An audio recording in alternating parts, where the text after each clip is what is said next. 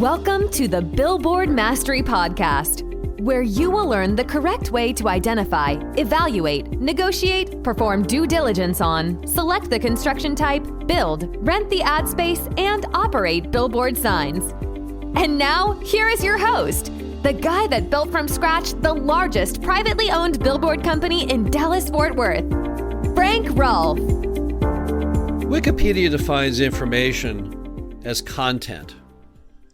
So what is content? What is that information? It's what gets you to read that magazine, read that newspaper, watch that television show, check out that website. Thankfully, billboards don't require any of it.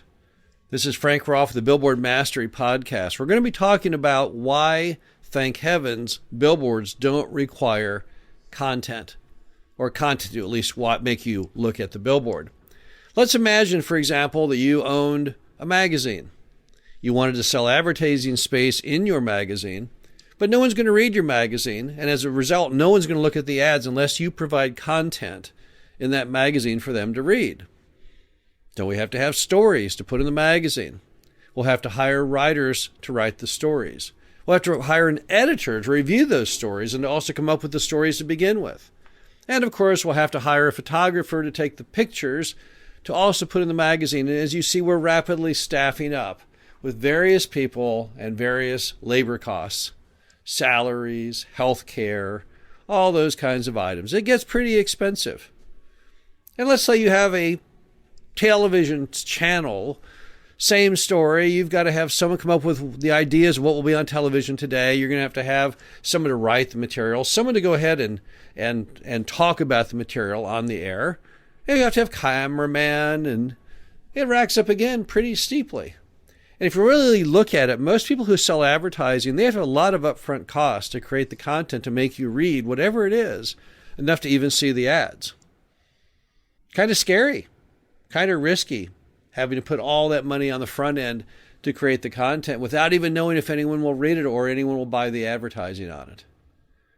Billboards, on the other hand, they don't have to provide content.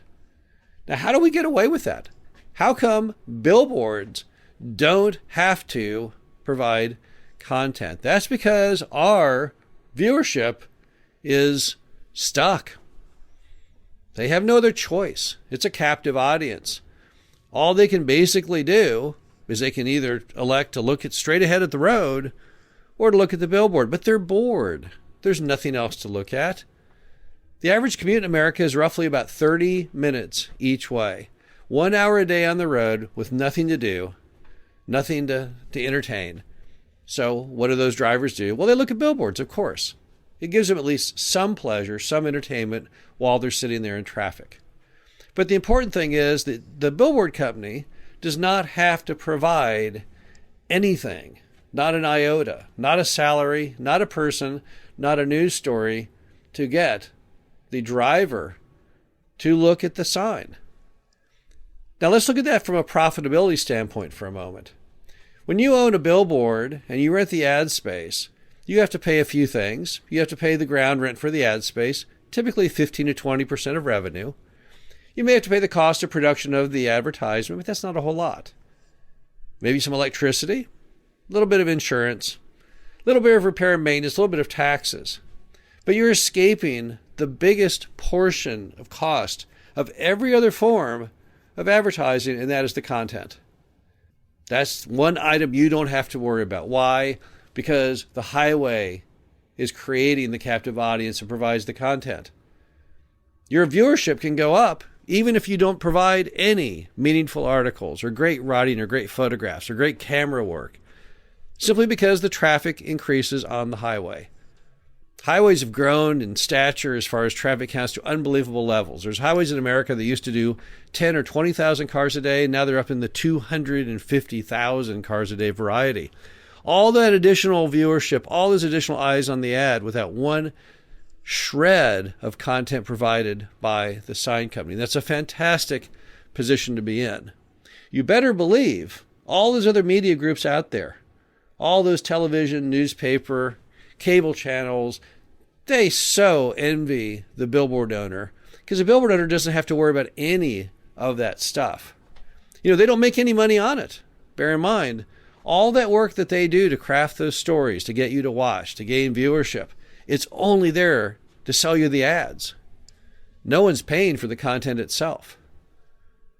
So it's a big albatross around their neck that they have to continually write, edit, and create for no other reason than to sell that ad space.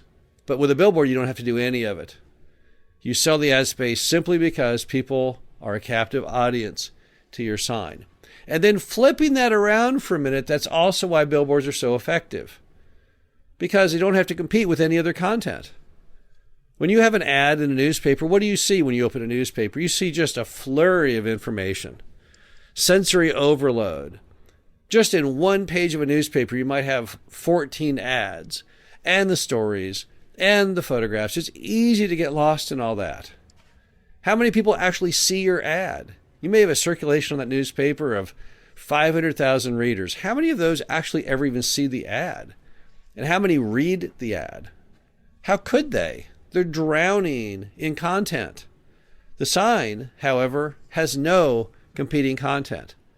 When you look at a billboard, what do you see? You basically only see a few billboards, trees, buildings, maybe some cars, maybe some waterfront if you're in an area that's got a lake or a river or an ocean, but that's all you see. But nothing to really take the viewership away from the sign. That's another very important point to advertisers, is the fact that your ad sits there solo, completely focused. You don't have to compete with any other extraneous noise of any other content in the publication. And one more item that makes billboards uniquely better, but at no cost to the owner of the sign, and that is the fact that it is a point of purchase advertising tool.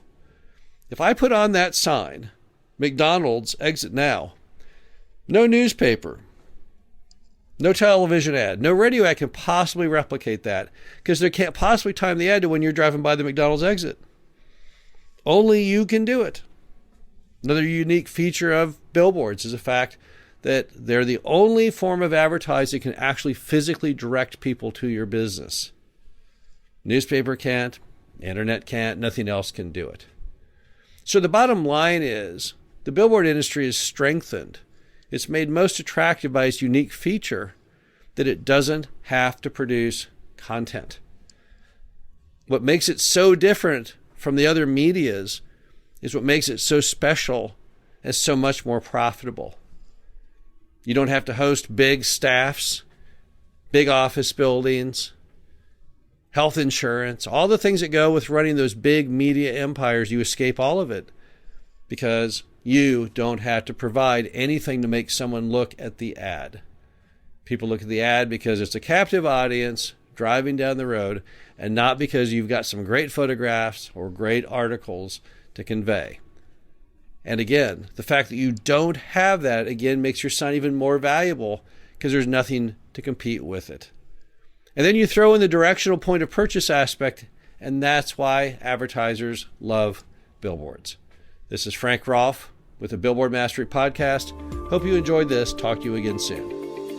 Thank you for listening to the Billboard Mastery Podcast. Be sure to visit us at www.billboardmastery.com, where you can find past episodes of this show, plus an array of information to help you successfully build, buy, and operate billboard signs.